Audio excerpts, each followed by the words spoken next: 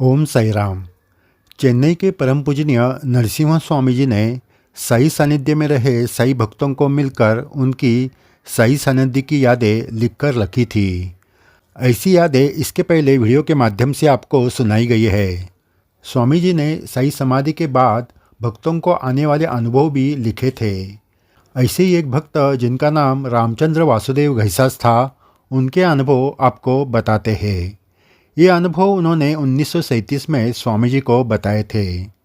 अनुभव बताने से पहले आपको विनती है कि अगर आपने ये चैनल सब्सक्राइब नहीं किया तो ज़रूर कीजिए और वीडियो के नीचे दिए गए थैंक्स बटन के द्वारा सही प्रचार कार्य को अर्थ सहयोग दीजिए।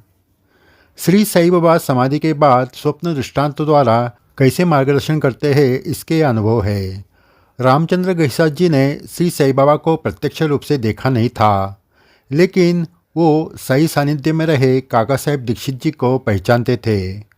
रामचंद्र जी मनमाड़ में रहते थे, तब उनके पड़ोसी के पास काका साहब आते थे। उस वक्त उनकी काका साहब से जान पहचान हुई।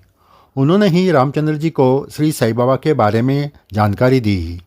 दीक्षित जी ने कहा, बाबा मुझे बुलाते हैं इसलिए मैं शिरडी जाता हूँ। इस पर रामचंद्र जी ने पूछा, बाबा तो अभी जीवित नहीं है, फिर वो आपको कैसे बुलाते हैं? इस पर दीक्षित जी मुस्कराए और उन्होंने कहा, इसके बारे में तुम्हें जल्द ही अनुभूति मिलेगी। फिर उन्होंने रामचंद्र जी को श्री साई बाबा का एक फ़ोटो दिया।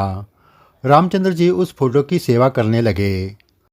कुछ महीने बाद रामचंद्र जी की पत्नी बीमार हो गई। जब उसकी हालत गंभीर हुई तो उन्होंने बाबा को प्रार्थना की। उसी रात उनको एक सपना आया। उसमें ऐसा दृश्य नजर आया कि और उनके मित्र कल्याण के एक नदी में नाव में बैठे हैं। उसी वक्त एक तीसरा आदमी उस नाव में आ गया। वो वह नाव चलाने लगा। पानी बहुत था, लेकिन उसने किसी तरह वो नाव किनारे लगाई। इस सपने का रामचंद्र जी ने ऐसा अर्थ निकाला कि उनकी पत्नी ठीक होगी, लेकिन बहुत तकलीफ होने के बाद।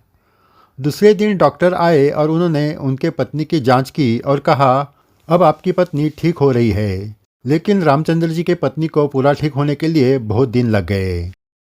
ये अनुभव उन्होंने काका साहब दीक्षित जी को बताया तो उन्होंने कहा, मेरी समाधि आपके साथ बातें करेगी ऐसे बाबा कहते थे।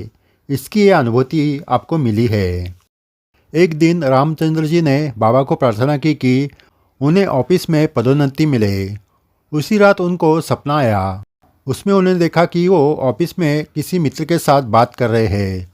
उतने में एक तीसरा आदमी वहाँ प्रकट हो गया और रामचंद्र जी के मित्र को कहा, इसको जो चाहिए वो आप क्यों नहीं दे रहे हो, उसे 3 वाक्या करके दे।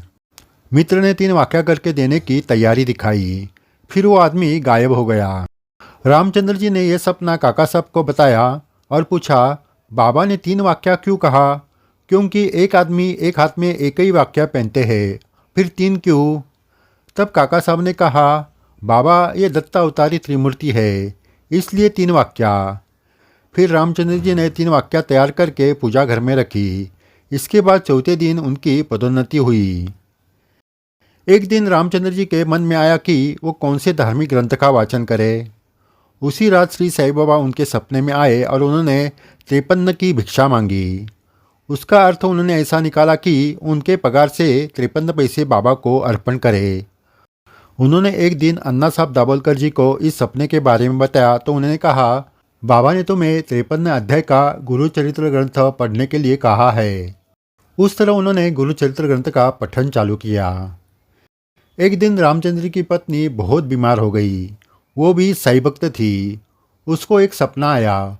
उसमें उन्हें देखा कि उनके घर के दरवाजे में श्री साई बाबा बैठे हैं। कुछ लोग घर के बाहर अंतिम यात्रा की तैयारी कर रहे हैं। बाबा ने उन लोगों को सामने वाले घर जाने के लिए कहा, लेकिन वो सुन नहीं रहे थे। आखिरकार बाबा भड़क गए और उनकी पिटाई करके वहाँ से भगा दिया। ये सपना देखकर पत्नी हड़बड़ी से जाग उठी। वो पसीना पसीना हो गई थी। उसकी बीमारी ठीक हो गई। मात्र बाबा ने सपने में कहा वैसे उनके घर के सामने रहने वाले एक व्यक्ति की मौत हो गई। सही भक्त हो, ये अनुभव छोटे छोटे हैं, लेकिन हर किसी के जीवन में ऐसी स्थिति अन्य रूप में आ सकती है। ऐसे वक्त क्या करना चाहिए ये इस अनुभव से पता चलता है। रामचंद्र जी ने श्री साई बाबा पर श्रद्धा रखकर अपना जीवन बिताया। इसलिए उन्हें बाबा ने मार्गदर्शन किया। उनका सौभाग्य था कि उनको काका साहब दीक्षित और अन्ना साहब दाभोलकर जी का सानिध्य मिला। अच्छे विचारों के लोग साथ में रहेंगे तो अपने भी विचार अच्छे रहते हैं और श्रद्धा अटल बनती है। इसलिए सच्चे साईं भक्तों के सानिध्य में रहे, जिससे सत्संग होगा और सही अनुभूति भी आएगी। यही सीख ये अनुभव देते हैं। आगे भी आपको ऐसे अद्भुत अनुभव सुनाए जाएंगे।